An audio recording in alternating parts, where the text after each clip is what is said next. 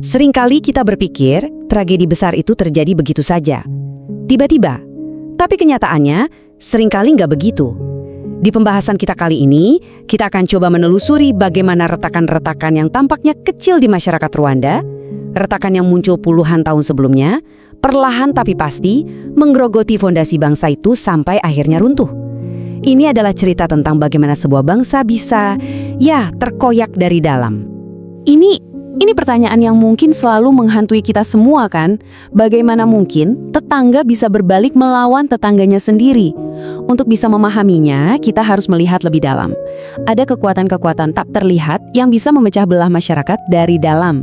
Dan seringnya, kita baru sadar ketika semuanya sudah terlambat. Jadi, kalau mau menelusuri akarnya, kisah ini tuh bukan dimulai di tahun 90-an. Bukan, kita harus mundur jauh ke belakang ke pertengahan abad ke-20. Nah, di masa itulah sistem kolonial yang sudah lama banget membentuk masyarakat di sana mulai goyah. Dan disitulah retakan-retakan pertama di fondasi sosialnya mulai kelihatan.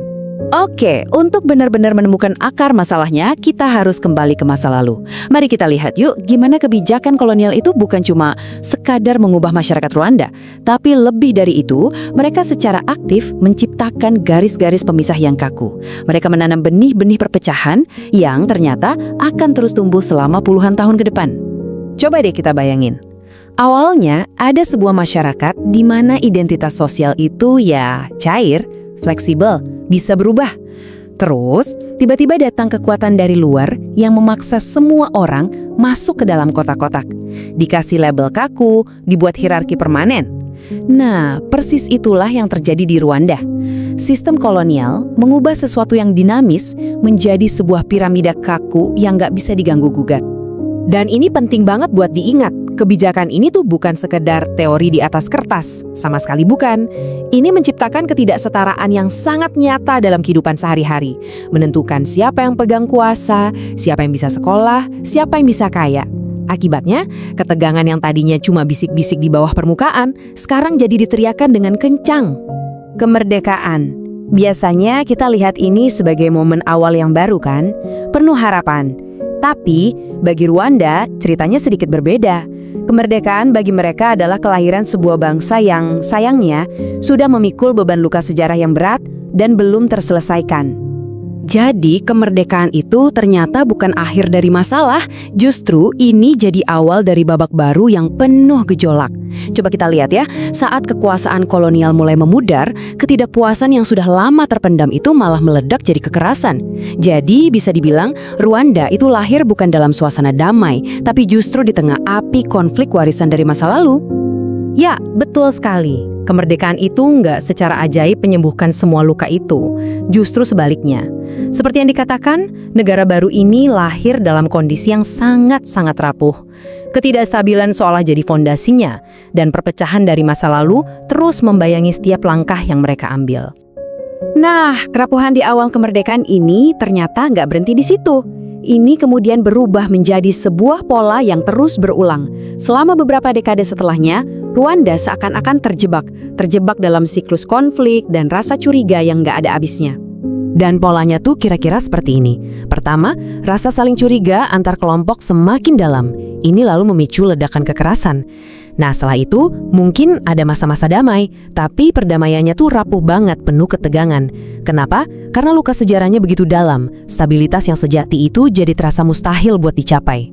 Dan seolah-olah semua masalah internal ini belum cukup ya, datang lagi tekanan dari luar yang ikut menghantam. Coba bayangkan posisi pemerintahannya. Di satu sisi harus menyatukan negara yang sudah terbelah, di sisi lain terus-terusan dihantam krisis politik dan ekonomi. Setiap ada tekanan baru, retakan di dalam masyarakatnya jadi semakin dalam. Sekarang kita sampai di momen yang paling menentukan. Semua yang sudah kita bahas tadi, luka dari masa kolonial, kemerdekaan yang rapuh, siklus kekerasan yang berulang, bayangkan, semua itu menumpuk jadi satu. Dan sekarang tumpukan itu sudah di titik puncaknya, siap meledak. Disinilah semuanya memuncak. Propaganda kebencian mulai disiarkan di mana-mana, terutama lewat radio, menyebarkan rasa takut dari satu rumah ke rumah lainnya.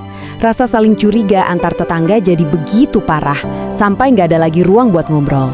Masyarakat sudah benar-benar terpecah, cuma ada kita dan mereka. dan jurang di antara keduanya sudah terlalu lebar untuk bisa diseberangi.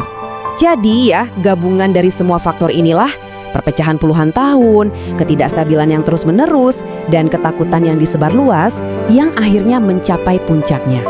Meledak menjadi salah satu peristiwa paling mengerikan dalam sejarah modern di tahun 1994. Sebuah tragedi yang dampaknya sangat mendalam, bukan cuma buat bangsa Rwanda, tapi juga buat kita semua, buat seluruh dunia. Lalu, apa pelajaran yang bisa kita petik dari semua ini? Nah, seluruh rangkaian sejarah yang kita lihat ini sebenarnya adalah sebuah pelajaran yang pahit, tapi sangat kuat. Ini adalah peringatan tentang betapa berbahayanya luka-luka dalam masyarakat kalau dibiarkan begitu saja dan tidak pernah disembuhkan. Dan mungkin inilah inti pesannya ya, sejarah itu bukan sesuatu yang bisa kita lupakan atau abaikan begitu saja. Karena kalau akar masalahnya tidak pernah benar-benar dipahami dan diselesaikan, potensi kehancurannya itu bisa dan akan kembali lagi. Dan seringkali dalam bentuk yang jauh lebih merusak. Dan kita akan akhiri pembahasan kita kali ini dengan sebuah pertanyaan, mungkin untuk kita renungkan bersama. Setelah sebuah tragedi yang begitu dalam, gimana caranya sebuah bangsa bisa pulih? Bagaimana caranya membangun kembali rekonsiliasi di atas puing-puing perpecahan? Ini adalah sebuah tantangan yang luar biasa. Tantangan yang sebenarnya masih dihadapi oleh banyak negara di dunia, bahkan sampai hari ini.